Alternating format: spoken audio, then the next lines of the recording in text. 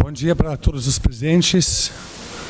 Agradeço imensamente a presença de todos presentes e quero dar início à nossa programação de hoje. O nosso primeiro painel é bioindústria. Eu não vou falar sobre painel, eu vou chamar a pessoa competente para introduzir o nosso painel e os painelistas. Para isso vou chamar o Evandro Millet. Evandro é consultor, palestrante e articulista especializado em inovação e negócios. Além disso, ele é amigo da Cidade da Inovação. Atua como investidor, mentor e conselheiro de startups e empresas. Atualmente é presidente do CDMEC e membro de conselhos municipais e industriais como de Vitória e da Findes. Com vocês, Evandro Millet.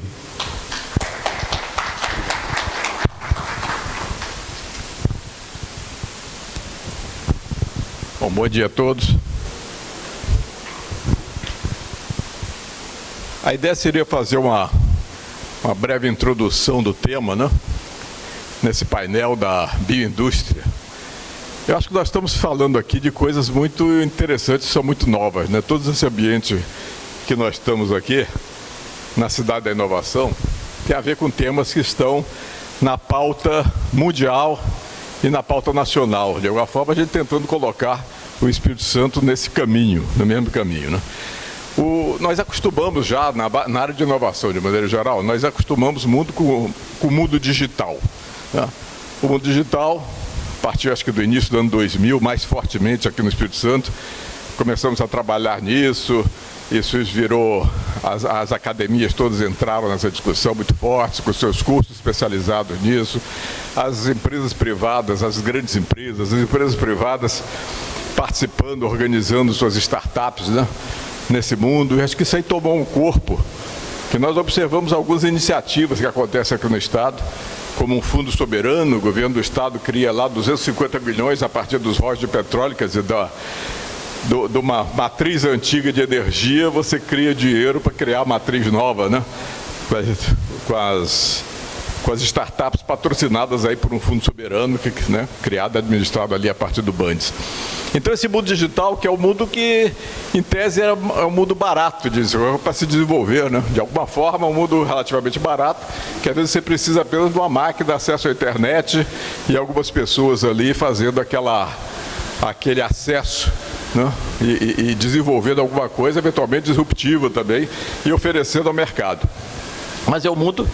E o mundo da biologia, o mundo da bioindústria, quer dizer, a bioindústria que vem, tudo que tem a ver com a biotecnologia de uma forma geral, é o mundo mais caro do que isso. Embora a área digital hoje tenha uma tendência de ficar muito cara quando você pensa na transformação, no treinamento das inteligências artificiais, você precisa de supercomputadores fora de série hoje em dia. Talvez o mundo digital comece a ficar tão caro quanto o biológico aí, a partir de agora.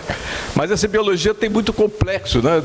É um assunto que envolve regulações específicas, você tem que ligar com a Anvisa e tem que lidar com outras instituições que têm uma formatação, uma regulação, porque afeta muitas vezes a vida das pessoas, né? A bioindústria, de uma forma geral, lida com coisas fundamentais para nós todos, né?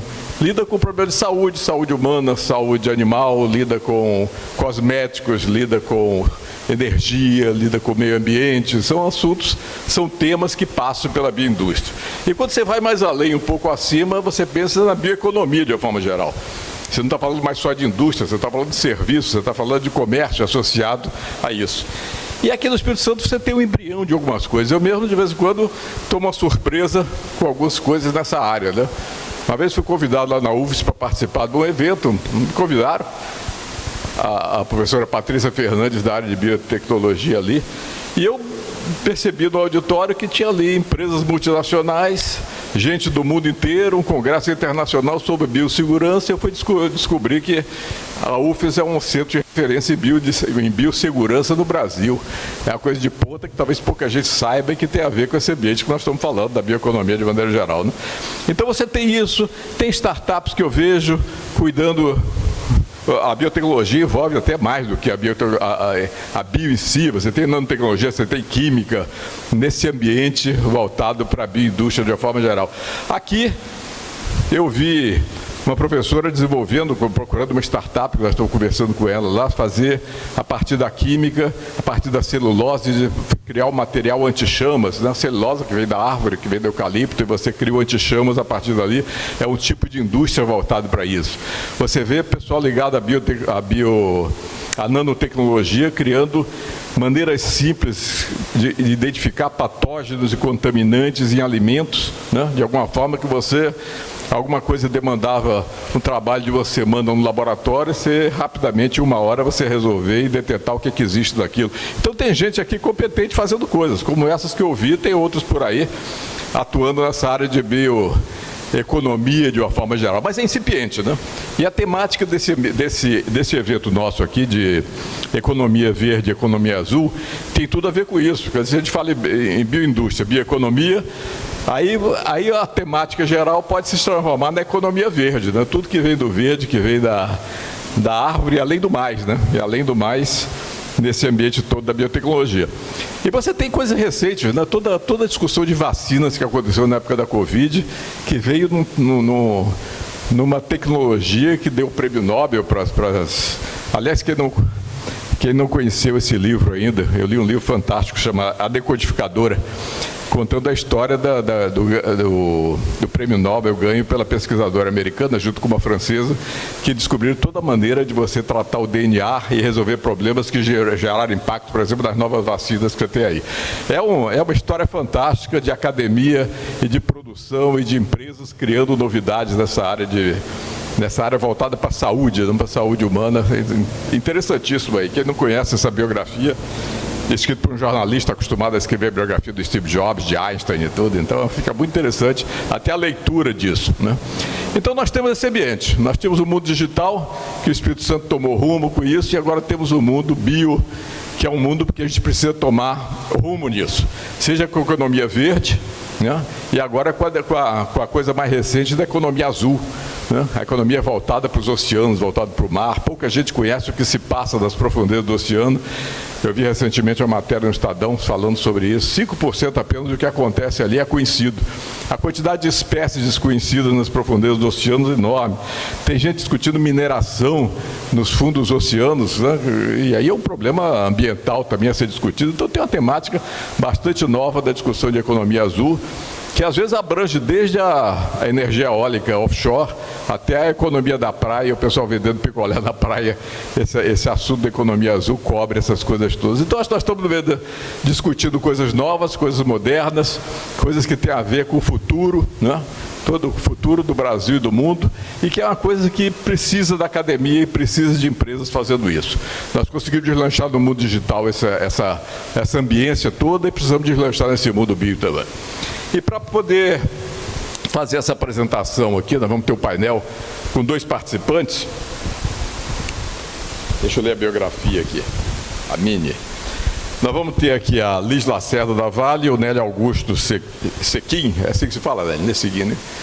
É da Aratu. Eu queria chamar os 2 aqui para compor o painel, a Liz e o Nélio.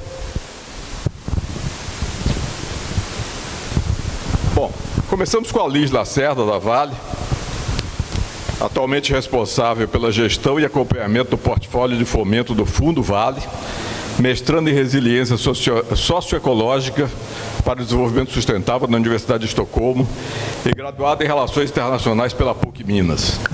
Tem experiência profissional, incluindo a elaboração de projetos e captação de recursos para iniciativas socioambientais e culturais, estruturação de projetos de cooperação internacional e operações de crédito nacionais e internacionais para infraestrutura urbana.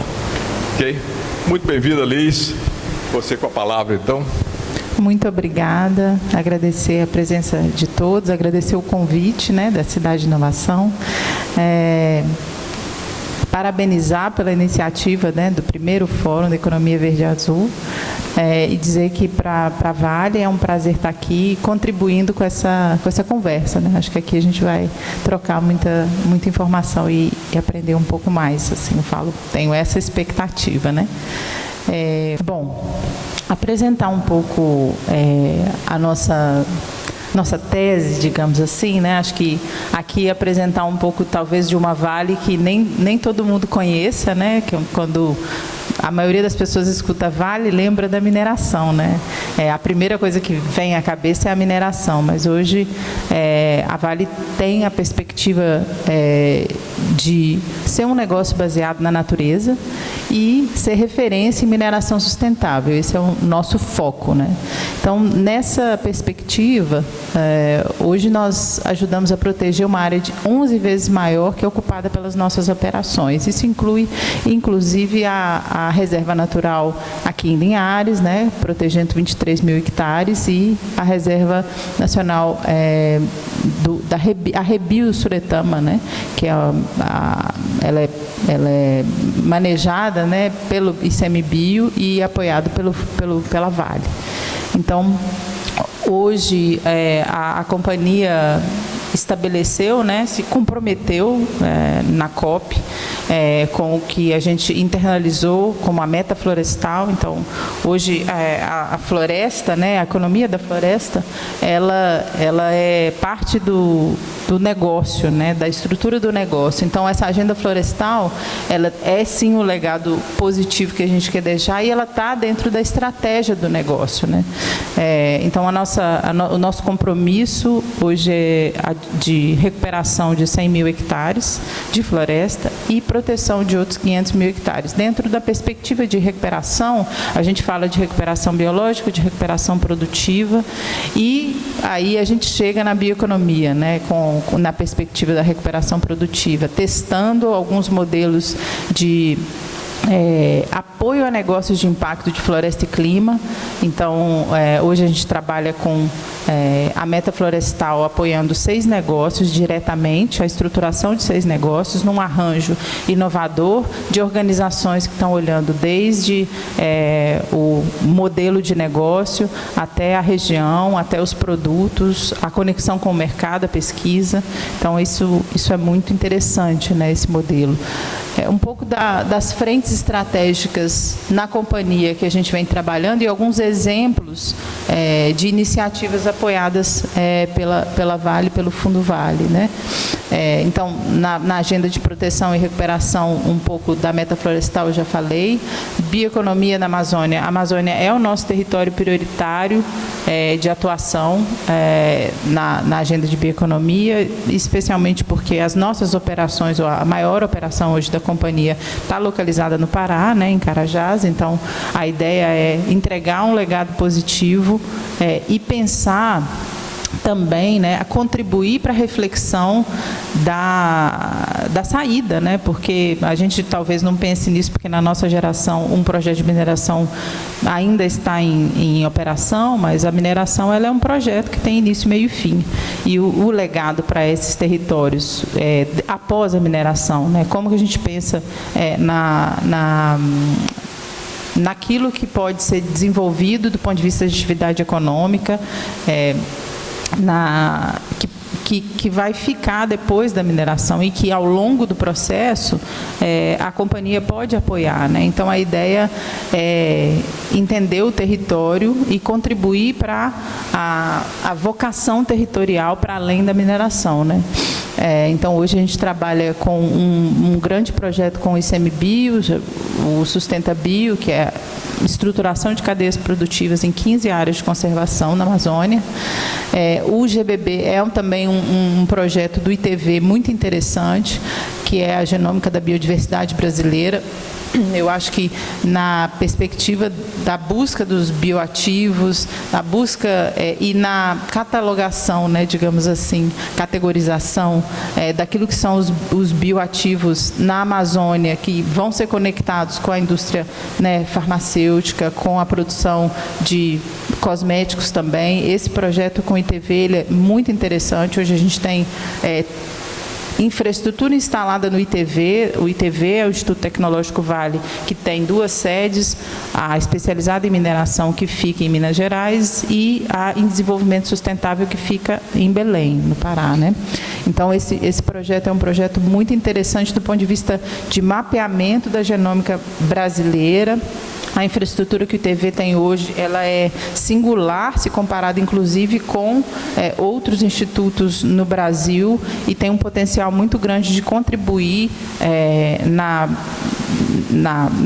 nessa organização dos dados, né, digamos assim. A gente entende que, para o apoio a negócios de impacto relacionados e que vão se conectar com a bioindústria, o desenvolvimento de mecanismos financeiros é fundamental, né? Eu hoje estou dentro do que a gente chama de vertical, né, da equipe de fomento. Então, dentro do Fundo Vale, eu trabalho com parcerias e com recursos de fomento para, vamos dizer assim, aquela primeira fase do desenvolvimento dos negócios. Mas a gente tem a plena compreensão de que é preciso de um contínuo de capital diversificado para o apoio a esses negócios, desde o desenvolvimento da cultura empreendedora até o apoio a um negócio que está em escala, que precisa de um mecanismo financeiro, especialmente um negócio, um bionegócio, ou um negócio conectado com a bioindústria, tem um pool de mecanismos financeiros que precisa estar ali para que esse negócio se desenvolva, né? Então, a gente também apoia o desenvolvimento desses mecanismos financeiros, apoiou a estruturação do Fundo Floresta e Clima com a Capital, um instrumento com o BNDES, que é o Floresta Viva, e o Sinergia Investimentos, que é o instrumento o mecanismo financeiro de um dos programas que a gente apoia, é o Jornada Amazônia, que é realizado com a CERT, a Fundação CERT Amazônia, né? A gente também trabalha o desenvolvimento socioeconômico das comunidades. Então, a gente olha para a bioeconomia na perspectiva da sociobioeconomia, né? A gente sabe, sim, que a economia da Floresta em Pé ela é absolutamente importante para o desenvolvimento da vida das pessoas que vivem, né, na floresta. A floresta ela é habitada, ela não é essa ideia purista, né, talvez conservacionista, de que a floresta são apenas enfim, a vegetação, mas não, ela é habitada, seja a Mata Atlântica, seja a Amazônia, seja qualquer bioma, né? Ela é habitada por pessoas, e essas pessoas, elas têm as suas atividades ali de sobrevivência com as diferentes escalas, né? Então, a gente hoje trabalha com o desenvolvimento socioeconômico das comunidades e os nossos compromissos ESG, que estão conectados também com a agenda de carbono, né? Projetos de REDD, a própria meta florestal dentro da perspectiva de proteção. A gente tem testado alguns projetos de desenvolvimento de crédito de carbono, do carbono de impacto, que é o que a gente cunhou lá dentro do Fundo Vale, né? Aquele projeto de carbono que vai gerar impacto, sim, para o meio ambiente, positivo, né? Capturando, né? E comercializando esses créditos, mas o retorno financeiro desses créditos voltando para as comunidades que protegem, de fato, a floresta, né? Então, isso também a gente tem trabalhado. Eu queria passar rapidamente aqui, nós, por meio de uma parceria com, enfim, a Vale e o Fundo Vale não trabalham sozinhos. Essa agenda é uma agenda exógena, digamos assim, né, para o core business da Vale. Então, a gente realmente trabalha em parceria, e a partir de uma parceria com a SenseLab, nós desenvolvemos o que a gente chama da nossa estratégia de bioeconomia. E olhando para aquelas dores, né, do que a gente, a partir da pesquisa, entendeu que são as dores ali do ecossistema, elencamos as atividades que são as alavancas da bioeconomia, especificamente na Amazônia, né? Eu acho que nessa perspectiva muitos ecossistemas têm similaridades. Eu acho que especialmente o desenvolvimento de uma nova indústria, né? Uma indústria a bioindústria. Gente, eu vou levantar só para eu poder enxergar melhor. Mas a gente fala então dessas atividades alavanca que estão relacionadas com ciência e tecnologia. Então, a articulação de iniciativas de pesquisa, a inovação e o empreendedorismo, então o apoio à educação empreendedora, o que a gente fala desse desenvolvimento da cultura do empreendedorismo, o desenvolvimento dos mercados locais, então essa conexão da pesquisa com o mercado, do que está sendo desenvolvido dentro das unidades de pesquisa, dos laboratórios, dos institutos tecnológicos e as demandas de mercado, os serviços habilitantes, o que a gente chama ali dos negócios de apoio, né? Então, logística, comunicação, gestão, é importantíssimo também apoiar o desenvolvimento desse tipo de negócio, a oferta de capital, como eu falei anteriormente, e o desenvolvimento dos próprios ecossistemas de impacto. A gente entende que apoiar aceleradoras, apoiar incubadoras, apoiar organizações que apoiam os negócios, que apoiam a estruturação dos negócios inovadores é importantíssimo, né? Então, não apenas apoiar os negócios diretamente, mas suportar esses programas de aceleração que fazem com que essas novas empresas, que esses novos negócios surjam, né? Um pouco do nosso contínuo de capital e o que a gente tem feito, acho que para chegar num exemplo aqui que pode ser interessante de ser compartilhado com vocês. Hoje, o Fundo Vale trabalha na perspectiva desde a filantropia pura, digamos assim, né, até o investimento de impacto. E aqui eu queria destacar um pouco nessa apresentação o trabalho da Jornada Amazônia, que é um programa de apoio a negócios que até 2026 tem a ambição de colocar, né, de trazer para o mercado novos 200 negócios voltados para a bioeconomia. E a tese do Jornada Amazônia está conectada com a indústria. Então, não é pura e simplesmente o desenvolvimento de negócios, mas negócios que estejam conectados com a indústria e especialmente com a bioindústria, né? Ele é um projeto, como eu já mencionei, apoiado, enfim, desenvolvido pela Fundação CERT, apoiado pelos 3 bancos ali, Santander, Itaú e Bradesco, junto com o Fundo Vale e a CLUA. E queria também, na perspectiva do investimento de impacto e da meta florestal, apresentar um pouco dos resultados do nosso projeto com a Inocas. A Inocas é um dos negócios que tem sido apoiado pela meta florestal e tem o seu objetivo, né, apresentar a macaúba como uma alternativa sustentável aos óleos vegetais e opção saudável para alimentação. Hoje a Inocas tem uma decisão sensível para tomar sobre priorização de desenvolvimento de produtos. Então, ela está olhando tanto para a indústria de cosméticos quanto para biocombustíveis. Vou falar um pouco, acho que, dos desafios e das oportunidades da priorização desses caminhos, né, para esse negócio. Eu acho que é muito do desafio que muitos novos negócios conectados com a bioindústria estão passando, né? Vou apresentar rapidamente aqui a Jornada Amazônia.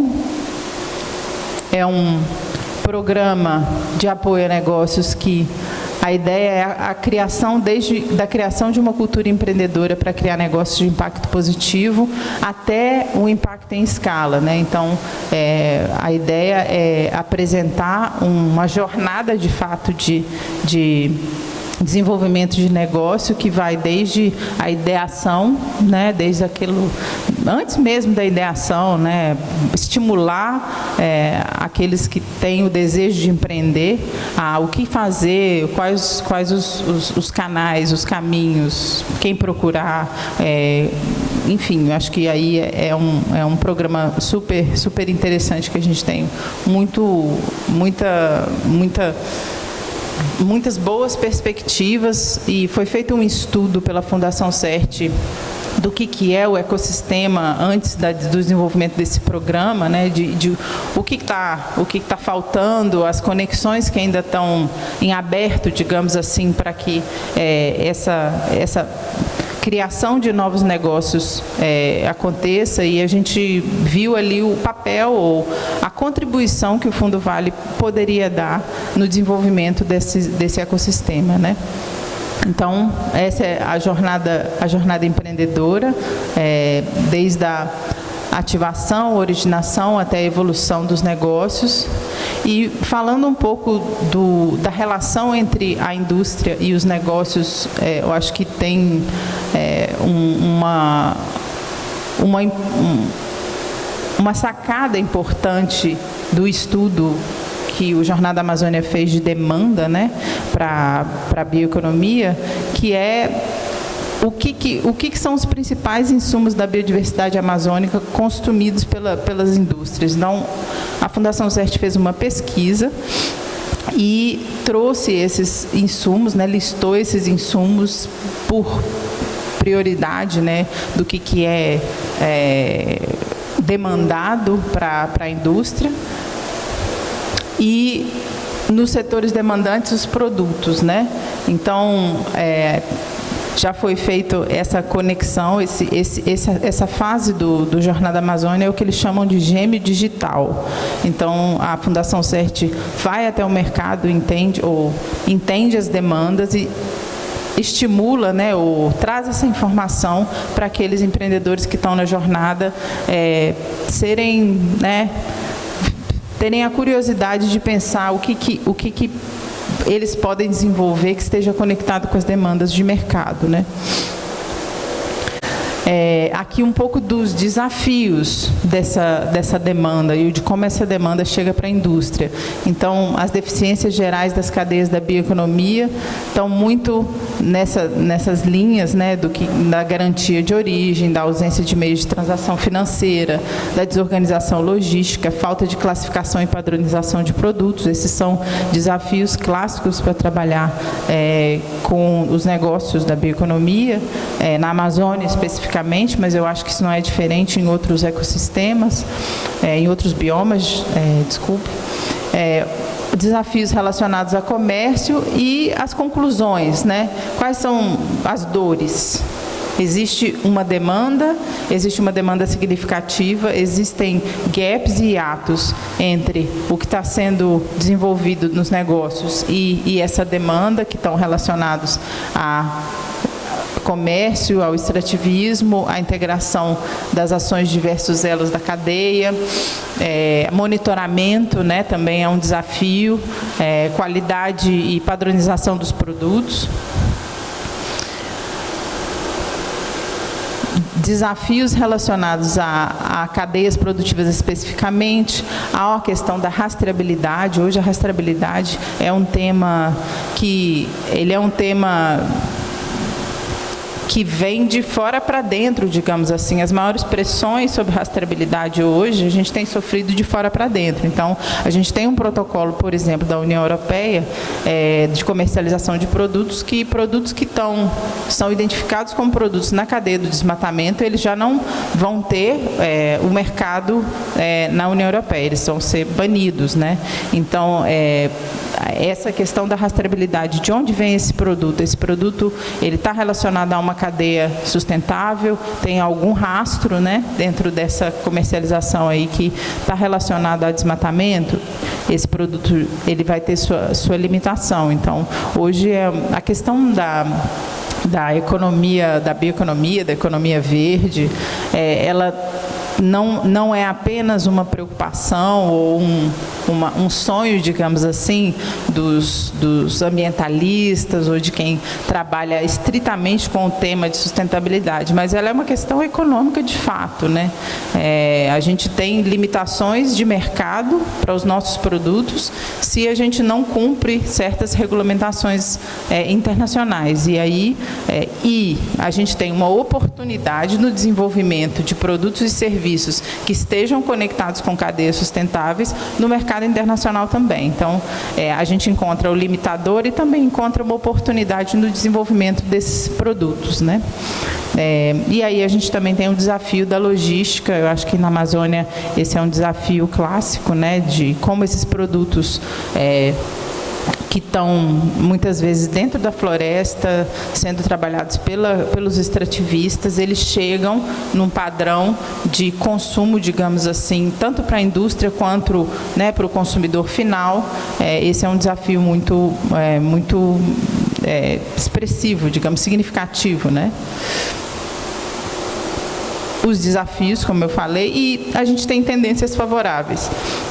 Eu mostrei um pouco dessa dinâmica de estudo da Jornada Amazônia. Eu acho que para reforçar um pouco a necessidade e a priorização, de fato, da decisão baseada em dados, né?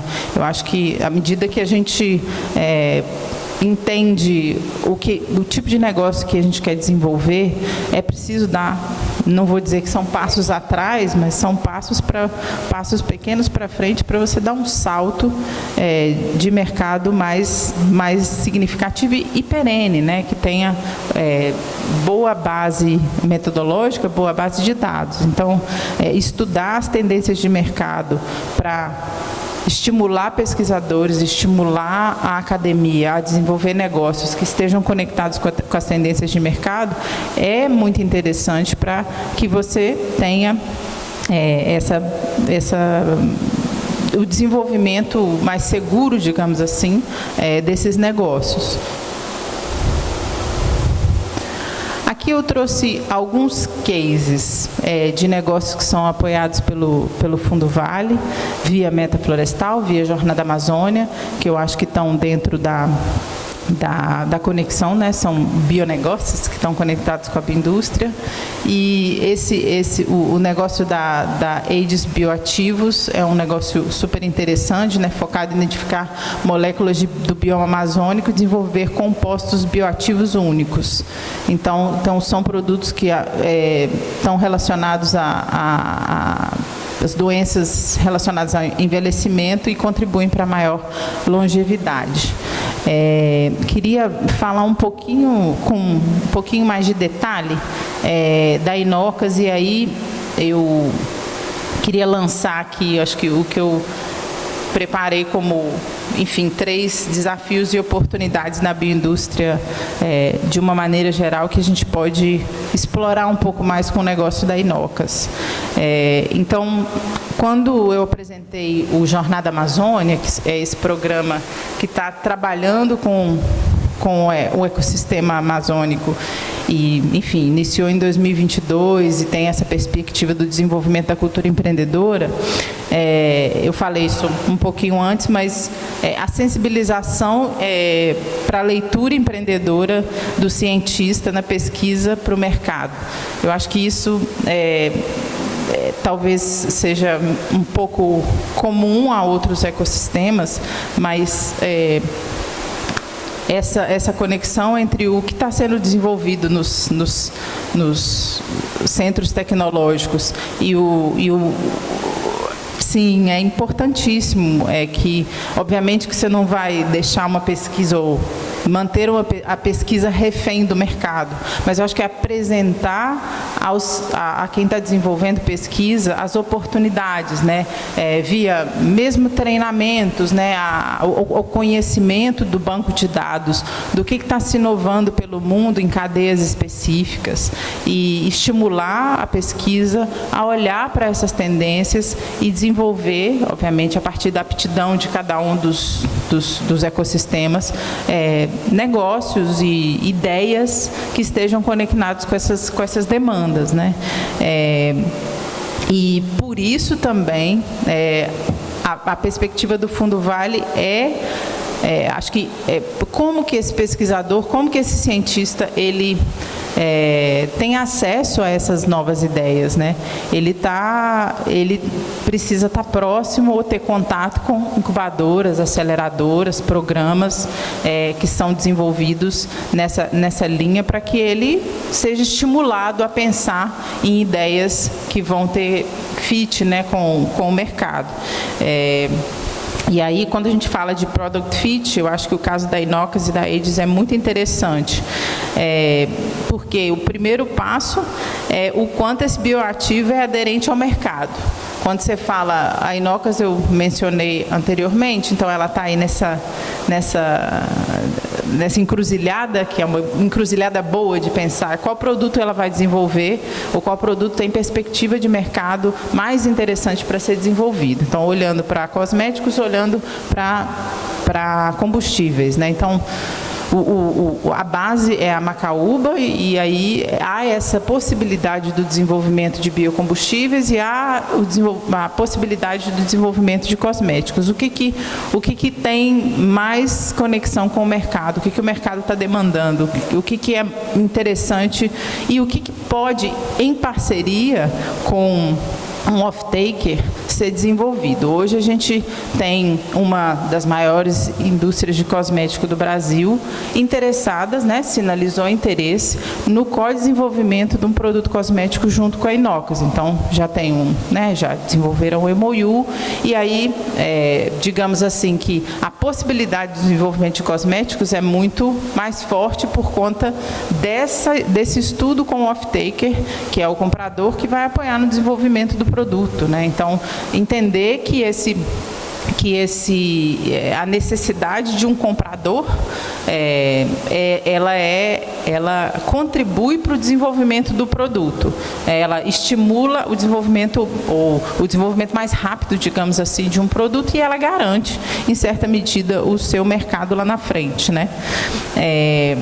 E aí, quando a gente chega na fase de modelagem de negócio e validação de bancada, a gente tem também experiências interessantes com negócios apoiados, por exemplo, pelo Jornada Amazônia. Um outro negócio que trabalha com o babaçu, né, que está uma palmeira típica do bioma de transição ali, Cerrado, Amazônia.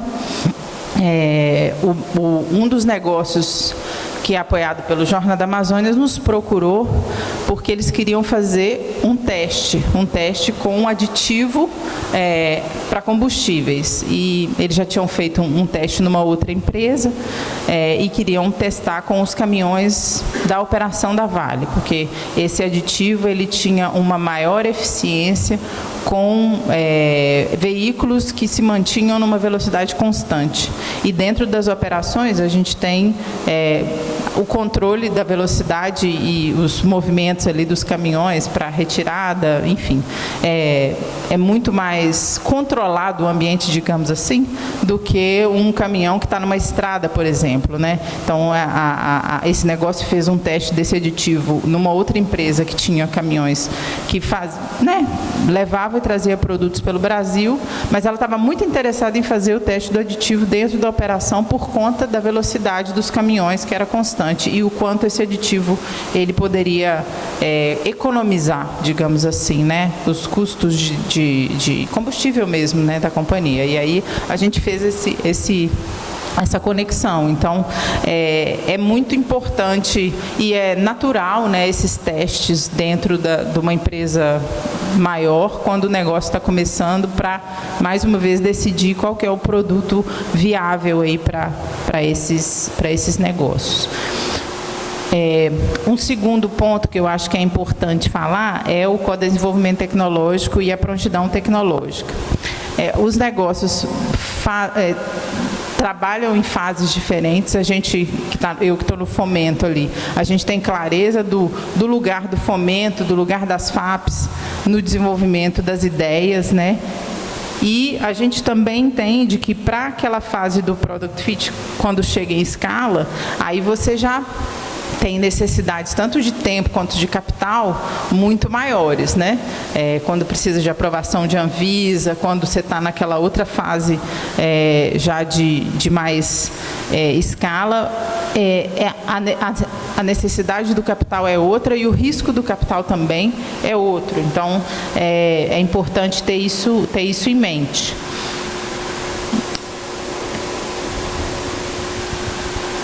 Quando a gente fala, isso, nessa segunda fase, na padronização de canais de venda, de canais de distribuição. Então, quando o Fundo Vale está disposto a apoiar negócios de apoio, que a gente chama ali, são esses negócios das franjas da venda de produtos e serviços. Então, a logística, a padronização, a criação de plataformas de comercialização, marketplace, isso é importantíssimo para que o negócio, de fato, se estabeleça. Entender quais são as conexões de mercado, como chegar no mercado, isso é super importante. E aí, aqui também, a gente, tanto no caso da Inocas quanto no caso da AIDS, a gente tem bons exemplos de como a decisão sobre vamos caminhar para o desenvolvimento de negócios relacionados à saúde ou à cosmetologia. Então, a saúde, eu acho que muitos aqui conhecem, mas é legal a gente falar, né? Negócios relacionados à saúde, né? A biotecnologia voltada para fármacos, voltada para vacinas, ela tem tanto um tempo de desenvolvimento que é super longo, assim, ou é mais longo do que o comum, né? Então, você tem pesquisas que levam 10, 15 anos para serem concluídas e para se chegar a um produto final, a testes, né? E você tem uma regulamentação muito mais restritiva. A ideia de trabalhar na linha dos cosméticos, por exemplo, aqui para a Inocas, ela diminui um pouco esse tempo de desenvolvimento e olha para menores restrições também para a saída desses produtos, né? Então, o desafio que eu já falei anteriormente é esse, de priorizar a aplicação tecnológica. E acho que para finalizar aqui talvez um terceiro, acho que oportunidade mesmo, né? Uma terceira oportunidade que a gente vê na biotecnologia ou na conexão dos negócios com a bioindústria é apresentar para os pesquisadores o que a gente chama do pensamento na pesquisa, na prospecção tecnológica.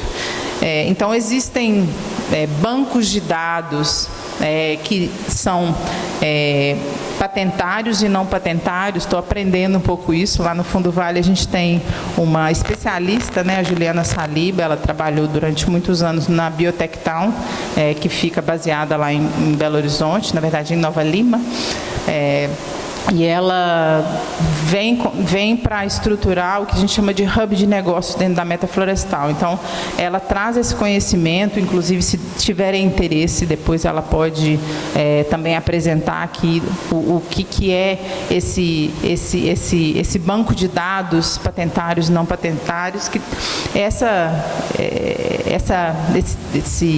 esse trabalho, digamos assim, ele está muito conectado com essas tendências internacionais. Eu acho que a gente pode olhar para o mercado local, a gente pode olhar, não sei se está dando, para o mercado regional, a gente pode olhar para a conexão dos negócios com o mercado local, mas a gente pode também olhar para a conexão da tendência de pesquisa internacional, ou as tendências de pesquisa internacional com as cadeias da bioindústria. Então, a gente pode citar o exemplo, por exemplo, do cacau, né? Esses bancos de dados internacionais, eles podem dar ao pesquisador / novo empreendedor a ideia do que está se desenvolvendo do ponto de vista de tendência de pesquisa de desenvolvimento tecnológico pelo mundo, né, no cacau. E aí o pesquisador pode se adiantar, ou vendo uma oportunidade, pode se adiantar o desenvolvimento de algum produto. É claro que, como eu disse anteriormente, é importantíssimo que esse desenvolvimento ele não esteja só na perspectiva, ou apenas na perspectiva do desenvolvimento tecnológico puro e simples, né, mas conectado com uma demanda de mercado. Falando de cacau hoje, né? O que a gente vê de tendência de aumento e de diminuição de apetite de mercado? Eu acho que internacionalmente a gente está sofrendo aí, o mundo está sofrendo uma crise e há uma oportunidade interessante para o Brasil. E aí é olhar para essas tendências e fazer estimular a pesquisa, estimular o desenvolvimento de tecnologia relacionada a essas tendências, né? Então, é isso, existem esses estudos para avaliar as tendências mundiais e isso aumenta o diferencial competitivo tecnológico. Eu acho que queria um pouco trazer esse panorama assim, dos desafios e oportunidades relacionados, falar um pouco vamos dizer assim, do guarda-chuva de apoio que hoje o Fundo Vale dá para o desenvolvimento dos ecossistemas de negócios de impacto, dos negócios da bioeconomia, mas como uma perspectiva estrutural, assim, guarda-chuva mesmo, né? Do que são as dores desses ecossistemas e de como a gente, como fundo de fomento e investimento, pode apoiar essa jornada empreendedora e a conexão com a bioindústria. E trouxe também alguns exemplos aqui. Vou deixar a apresentação à disposição de vocês. Se tiverem também dúvidas ou perguntas, acho que a gente vai ter um momento. Vamos ter logo em seguida, depois. Agradecer. E é isso, me colocar à disposição. E muito obrigada. Obrigado, Leite.